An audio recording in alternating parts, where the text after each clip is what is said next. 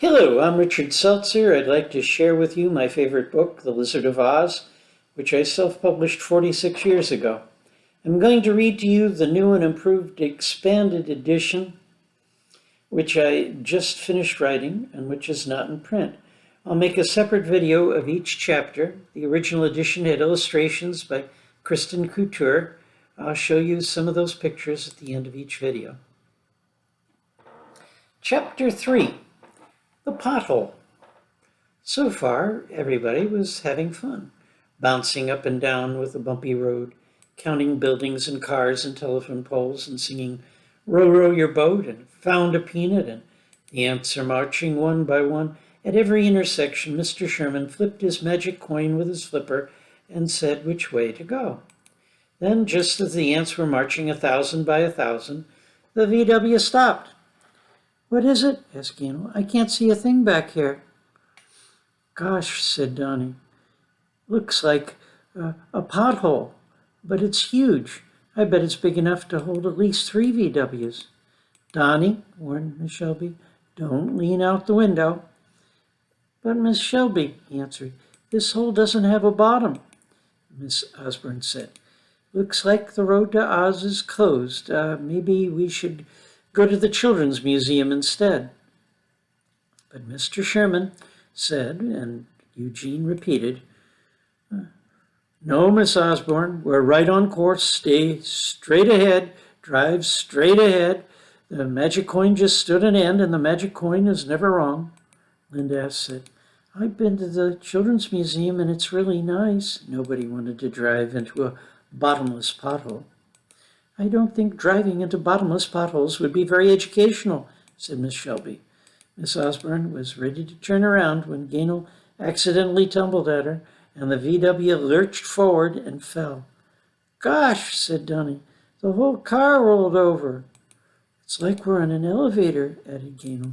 "Only there aren't any lights to tell us what floor we're on. No lights at all." "And we're upside down," said Donnie. Miss Shelby, who was on top now and trying hard not to squash anybody, explained, "No, Donnie, we're falling very fast, and it just seems like we're upside down." "But it's dark," said Kathy. "How can you tell if we're right side up or left side up or upside down?" "You're right, Kathy," admitted Miss Shelby. "But if we were right side up and squashed against the ceiling, that would mean we weren't just falling. If we were just falling, nobody would be squashed. We'd be weightless, like on a spaceship. We'd only be squashed like this if something stronger than gravity had hold of the car and we're pulling it down. And things like that are simply impossible." "Eugene," called Miss Osborne. "Yes, Miss Osborne?" "Ask Mr. Sherman which way we should go now." "Ask the next witch you see," Eugene answered confidently. "Which?" "Mr. Sherman says that down here, where there aren't any streets to turn left or right or straight ahead on, his magic coin isn't much good, but any witch can show us the which way to Oz." All the kids started looking for a witch. "Donnie," called Miss Shelby, "don't lean out that window. You know perfectly well there's nothing to see in all that dark." "But what's that over there, Miss Shelby?" asked Donnie. "That's a witch, dearie," answered the witch, who was sitting on a bucket and riding a red broomstick.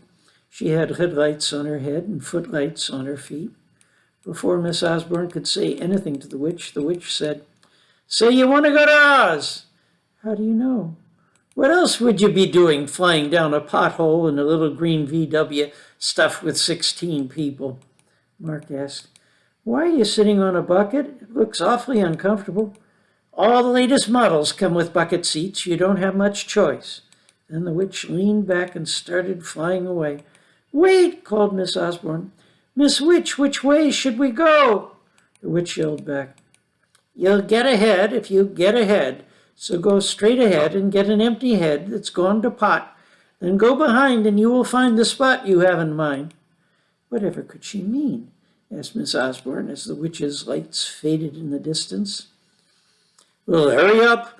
Do like she said," Mr. Sherman ordered, and Eugene repeated, "Drive straight ahead or we'll miss the intersection."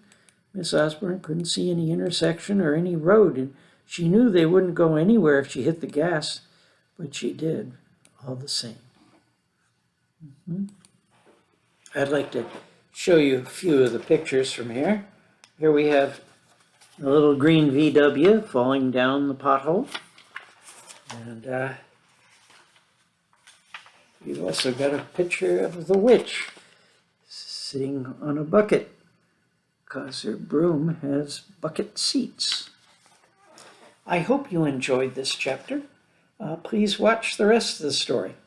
I'm making a separate video of each of the 27 chapters. Your feedback's welcome. My name again is Richard Seltzer, as in Alka-Seltzer. My email is seltzer@seltzerbooks.com. All Things That Matter Press recently published 3 other novels of mine, Parallel Lives, Beyond the Fourth Door, and Nevermind. You can find those all at Amazon as paperbacks and as ebooks.